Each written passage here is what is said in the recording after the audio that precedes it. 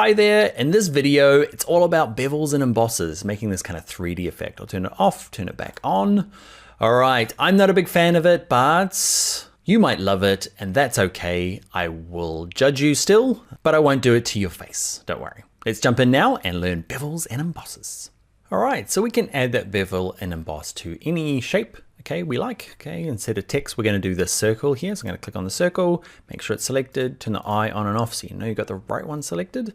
And it's down here under effects, okay, bevel and emboss. And that's it, pretty easy, okay. So you've got some bevel and an emboss styles. So the default is inner bevel, looks like it's kind of make it a little disc.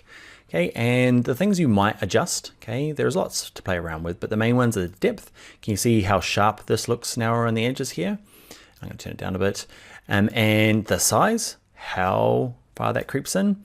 And then the soften, okay, you can turn it so it gets really fluffy around the outside. So just play with those, okay? Those are your main ones to play around with. The other thing you might play around with is, see this shading?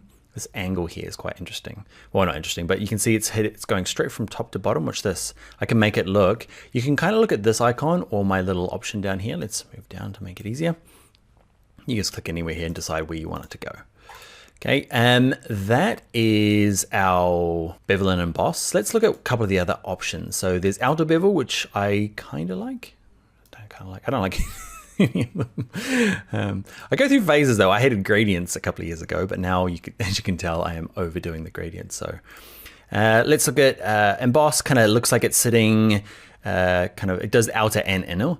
There's pillow emboss, looks like it's kind of like sitting inside it, like it's resting on material. Okay, you just go through and have a little look about these things that you want, and play around with the settings you want to. And that is going to be it. I'm gonna leave with this one, click OK. And as soon as I'm finished, I'm gonna click on it and drag it into the bin.